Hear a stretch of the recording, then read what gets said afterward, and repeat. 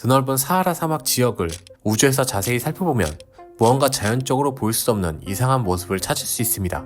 사막의 모습과 어울리지 않는 푸른빛을 띠는 수많은 원. 원 하나의 직경은 약 700m로 거의 완벽한 원에 가깝고 다른 곳에서 보이지 않는 이 사막 지역에서만 찾을 수 있는 특이한 형태입니다. 그러나 기하학적으로 보이는 원의 정체는 사실 생각보다 단순한 이유입니다. 이 원은 인위적으로 만들어진 농지이기 때문이죠. 그리고 이러한 둥근 원의 형태가 나온 이유 역시 단순합니다. 바로 중앙에서 작동하는 스프링 쿨러로 인해 발생한 현상이었죠. 중앙에 있는 스프링 쿨러는 360도 회전을 하면서 물을 분사하고 이에 따라 둥근 원의 형태가 만들어진 것 뿐입니다. 그리고 물이 분사된 곳엔 작물들을 심고 수확하는 일련의 과정이 반복되는 형태입니다. 이렇게 만들어진 이 특이한 형태의 농지 크기는 약 1880제곱킬로미터로 이 안에 동그란 형태의 농지는 수백 개를 형성하고 있습니다. 하지만 이 농지가 이상한 이유는 특이한 모양과 엄청난 숫자 때문만은 아닙니다. 이곳이 바로 사막 한가운데라는 점 때문이었죠. 농사엔 기본적으로 물이 필요합니다. 그러나 이곳에서 가장 가까운 용수는 약 230km 떨어진 토시카라는 호수입니다. 사막 한가운데서 물을 공급할 곳이 200km가 넘는 지역인 이곳에 농사를 지낸다는 것은 상식적으로 납득하기 힘든 지역이라는 점입니다. 주변엔 마을을 찾을 수 없는 외딴 지역에서도 외딴 지역에 고립되어 있습니다. 고립되어 있는 이 농지는 우리가 모르는 이유로 마치 오랜 시간에 걸쳐서 이곳에 농사를 지어온 것처럼 보일 수 있습니다. 그러나 단 한 세대만 시간을 거슬러 올라가 보면 해마다 점점 작아지기 시작해 수와 크기가 점점 줄어들면서 어느 순간 아무것도 없는 사막의 형태를 띠게 됩니다. 아무것도 없습니다. 질문은 하나입니다. 왜 이곳에는 이렇게 큰 규모의 농지가 생기기 시작했을까요? 가장 먼저 이곳이 정확하게 사막의 어느 지역인지부터 시작해보겠습니다.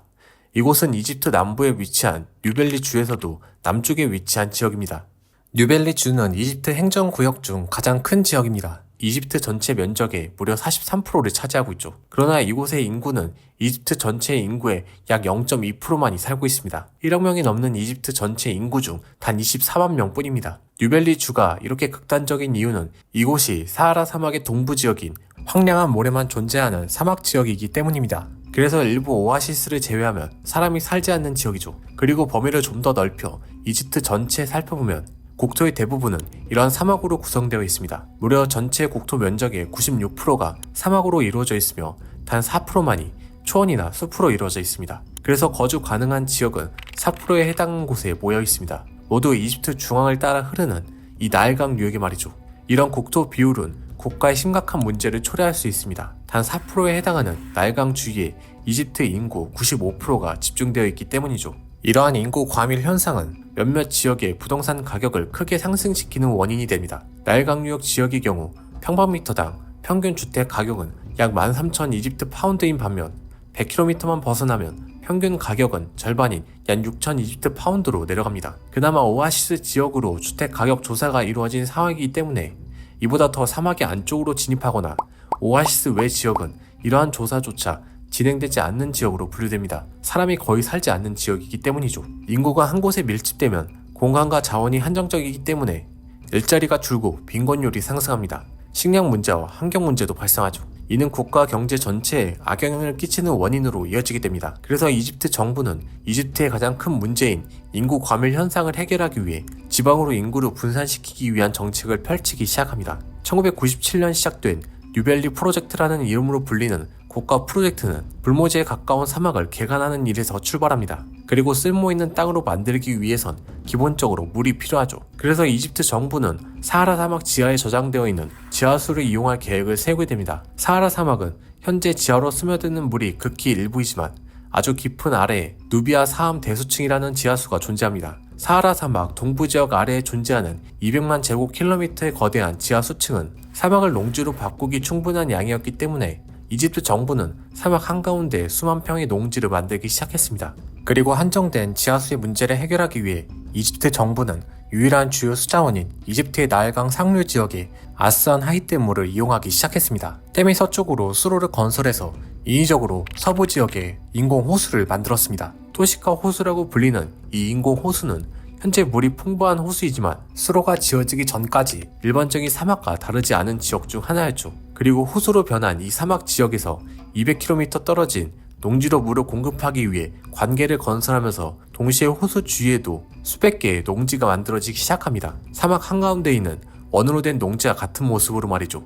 나일강 상류의 호수와 토시카 호수 사이엔 1989년부터 2012년까지 수백 개의 농지가 생기기 시작했습니다. 토시카 호수 주변과 사막 한가운데 생긴 동그란 모습의 농지는 이집트가 인구 과밀을 해결하기 위한 사막 이주 프로젝트의 첫 실험이었습니다. 이제 사막에 새로운 도시들이 건설될 일만 남았죠. 그러나 한 가지 안타까운 문제가 있습니다. 가장 중요한 물에 관한 문제입니다. 지하수도 나일강도 이집트만의 것이 아니라는 점이죠. 누비아 사암 대수층을 이용하는 국가는 이집트만이 아닙니다. 리비아 역시 이 지하수를 이용해 국가 기반 시설에 물을 공급하고 있죠. 수단과 차드 역시 이 지하수를 사용하고 있는데 이 때문에 무분별한 사용을 방지하기 위한 공동 협의가 이루어져 있지만 한정된 자원이 고갈되는 시간은 더 빨라졌습니다. 이집트의 거의 유일한 수자원인 나일강의 수원지는 탄자니아와 에티오피아에서 시작합니다. 그리고 에티오피아에서 시작되는 물줄기는 나일강의 85%를 차지하고 있죠. 그러나 에티오피아가 강 상류에 담수 과정만 최대 7년이 걸릴 정도인 거대한 댐을 건설하기 시작했습니다. 이 댐은 에티오피아 전역에 전기를 공급할 만큼 거대해 에티오피아 국민들이 겪고 있는 전기 부족 문제를 해결할 것으로 기대하고 있죠. 그러나 강 하류 지점인 이집트는 강의 흐름이 통제됨에 따라 발생할 문제들을 생존의 문제로 여기고 있습니다. 이집트 정부는 르네상스 댐이 나일강 유량의 2%만 줄여도 관계 농지 20만 에이커가 손실될 것으로 전망하고 있습니다. 그리고 이 물에 대한 국가 간 문제를 겪는 곳은 이집트만이 아니었습니다. 미국과 멕시코는 오랜 물 분쟁 문제에 시달리고 있습니다. 서로 물이 부족한 지역으로 물을 주고받는 협약을 체결했지만 멕시코는 오랜 가뭄으로 인해 미국에게 보낼 물 빚이 쌓이면서 물이 필요한 멕시코 농민과 미국 정부 사이에서 압박을 받고 있는 상황이죠. 중국 티베트 고원에서 시작되는 메콩강은 미얀마와 라오스, 태국, 캄보디아, 베트남 등 동남아시아 지역 전역에 수원을 공급하고 있는 거대한 강입니다. 그러나 중국 역시 북부의 물 부족 현상을 해결하기 위해 이곳의 물길을 막고 상류 지점에 대규모 댐을 건설하기 시작하면서 메콩강의 유량이 줄어들었고 이러한 결과 국가 간 분쟁의 원인이 되기 시작했습니다. 이집트 역시 에티오피아와 물에 대한 갈등이 시작되자 르네상스 댐의 직접적인 이해 당사자인 수단과 함께 공동 군사 훈련 횟수가 증가하기 시작했습니다. 에티오피아의 댐 문제에 경고를 보내는 의도가 분명했죠. 이집트는 수단뿐만 아니라 우간다, 케냐, 부룬디 등과도 군사 협정을 맺어 이런 메시지를 강화하고 있습니다.